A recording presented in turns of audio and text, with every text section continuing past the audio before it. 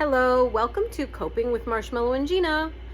This episode is about the symbiotic phenomenon that is the relationship between, shall we say, furry and non-furry people. I'm talking about our pets, cats, dogs, whatever animal you have in your home. And it might not even be an animal, it might be plants. I'm going to also have an episode about plants. That's already in the works. But today it's about specifically more along the line of the feline and canine version. But it could be a hamster. I had a gerbil I just adored. Anyways, I'm not going to go down memory lane right now. Stick to the point. Quick editorial note. I made a comment in the video about a little girl and how she felt, the way I worded it, felt stronger. And I know that the mental health therapist would smack me, and rightfully so, because you cannot know how another person is feeling. That's not anyone's place to say how someone else is feeling. So what I meant to say is she appeared to feel stronger. So I wanted to make that note. You don't need to comment about it in the comments.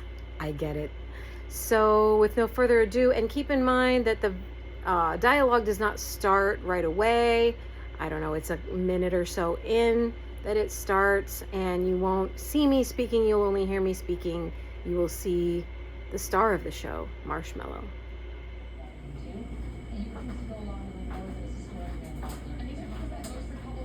Hello, girl. Hey, what you talking about? Where's my mellow girl?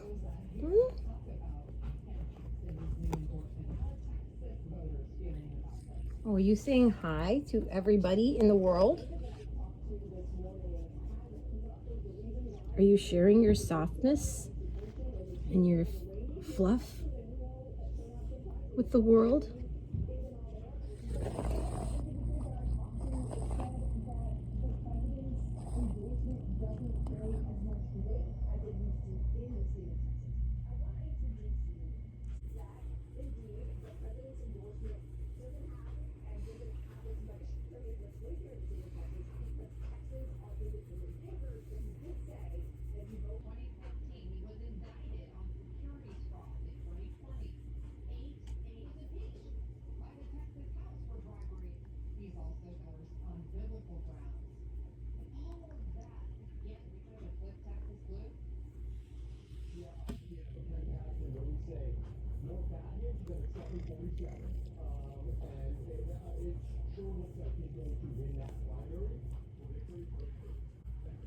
It really kind of goes without saying why pets contribute to coping. But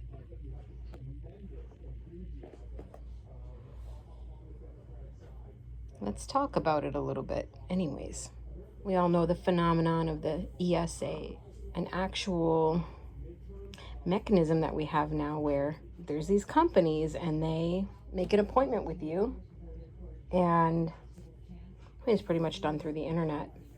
They assess you for whether you are in legitimate need of a ESA letter, and then whatever it is that you're getting it for, whether it's to board a plane with a pet or be able to have your pet in your apartment, or whatever exception you need to bring your pet along with you, they will provide a letter for a fee. I don't know, that's kind of a peculiar thing to me too, just the whole concept of needing that. I mean, we've recognized and established and acknowledged as a society that people need their animals. The animals need the humans, and the humans need the animals. And yet you have to pay a little extra fee to have that formally established, so that you're not smacked with exorbitant fees or policies that are prohibitive.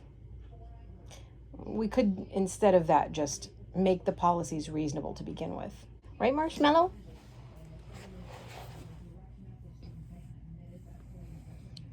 Nonetheless, I'm glad that there's an acknowledgement and a recognition of how essential our relationships with these guys are. Right, honey?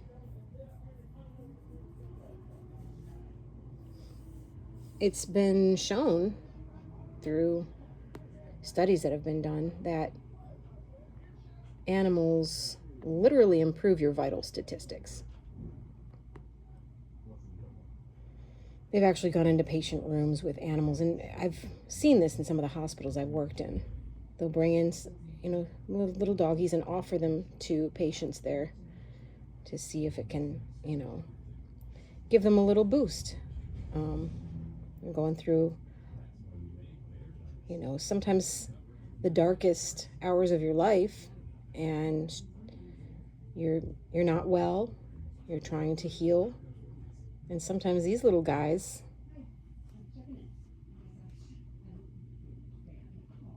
they hold a special key to helping us through these things.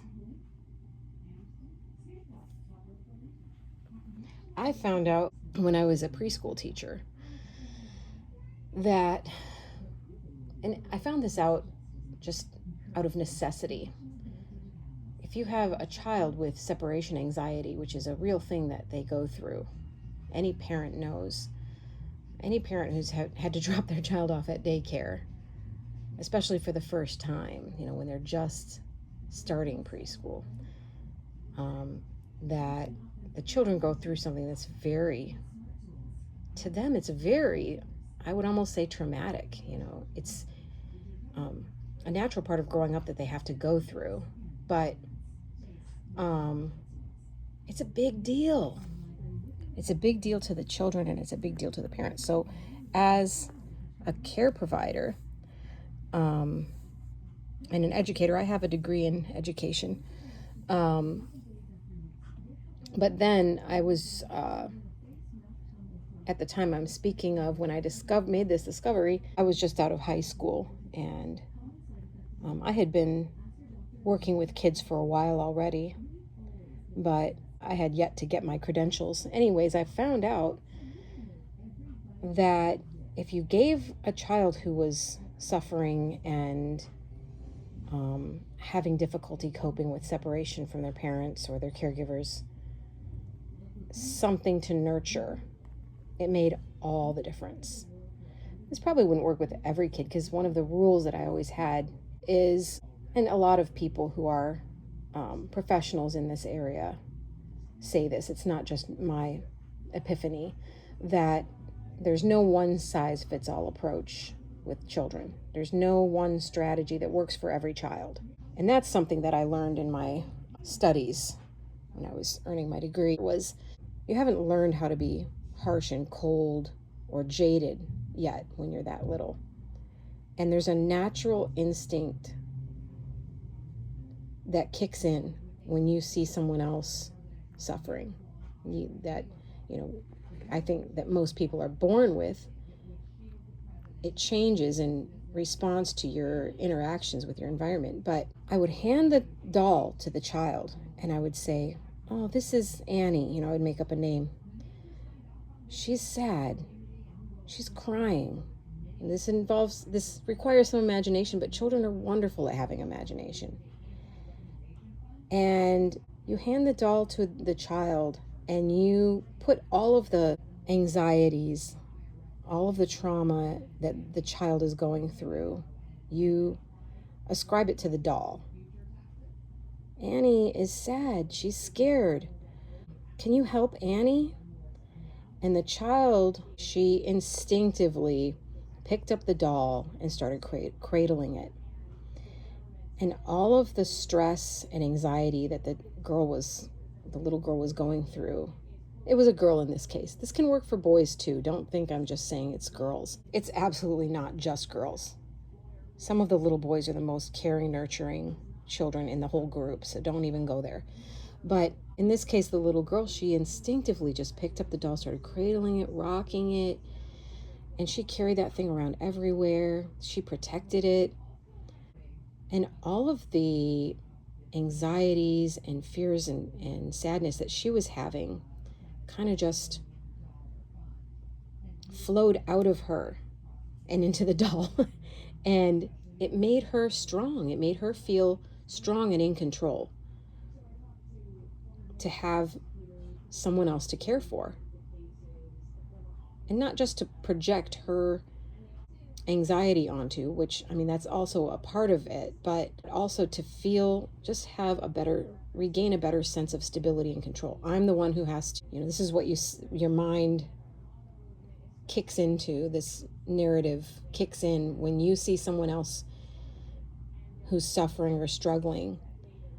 I have to be the rock here. I have to be the stable one and hold the ship together. And, like I said, no one size fits all. This is not going to work for everyone. There's some people who literally do not give a shit about the ship, okay? Donald Trump. I didn't say that. Did I say that? Did somebody say Donald Trump? Anyways, yeah, this is part of how we cope. This is why Marshmallow is kind of like the symbol of my coping series here. Because in a way, I'm her rock. And in a way, she's my rock. Even with all this softness. Right, baby girl?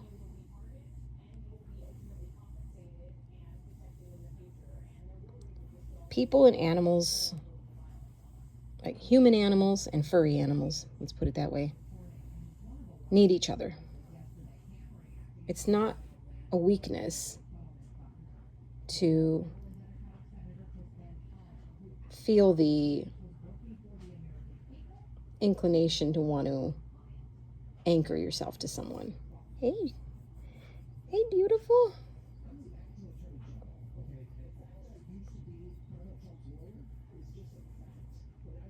There's the Buddhist saying, if you want to go faster, go alone. If you want to go farther, go with someone. And the Buddhist teachings kind of I don't want to say counterintuitively, but the counterbalance to that, they also encourage stoicism and not needing anyone, and detachment. But what I'm going to say now is the two things are not incompatible or mutually exclusive. You have to have a balance. Everything is a balance in life, right, Marshmallow? Am I right? Am I right, little girl? Okay.